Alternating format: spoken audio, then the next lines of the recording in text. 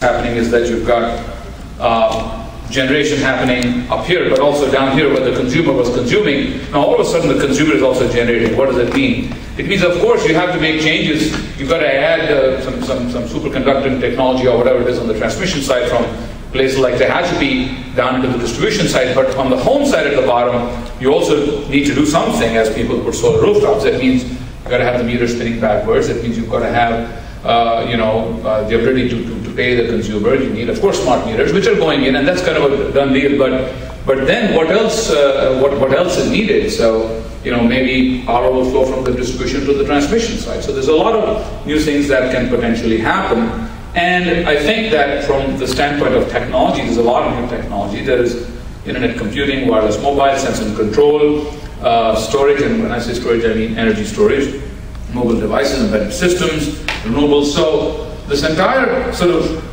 galaxy of new technologies is becoming available and coming online, and that's really going to sort of impact this whole field. And the question is, what will it look like? How will it get impacted? And what will the smart grid future look like, and who benefits? So let me talk a little bit about the benefits. I think everyone has to benefit. And I tell you, I look at the example in Italy, which has had a much easier job in putting smart meters in. And they started about 10 years before the US did, maybe about 8 years. They started roughly 2000. And today, even today, so basically with the smart meters, they're able to add differentiated products to the consumer. Consumer can buy solar from this time to this time, wind from this time to this time, and so on and so forth. And of course, accompanied with that, there has to be very, very specific pricing models. So the pricing models had to be sort of refined. Now, in the US, so at the end of the day, I learned from their lesson that what makes a smart grid smart is the consumers, it's the user. If the system in isolation is not going to get smart, we make it smart. That's the importance of the consumer.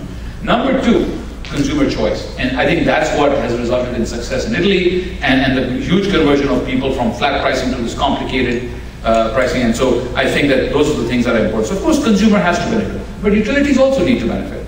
And society has to benefit. So I think utilities are going to benefit. They'll have better power control and reliability, reduced energy losses, dynamic and automated demand response, which I think is going to be one of the huge benefits. Utilities create a very large capacity for generation just to be able to resolve issues on hot summer afternoon, which might be just maybe 6, 10, 20 hours in the whole year.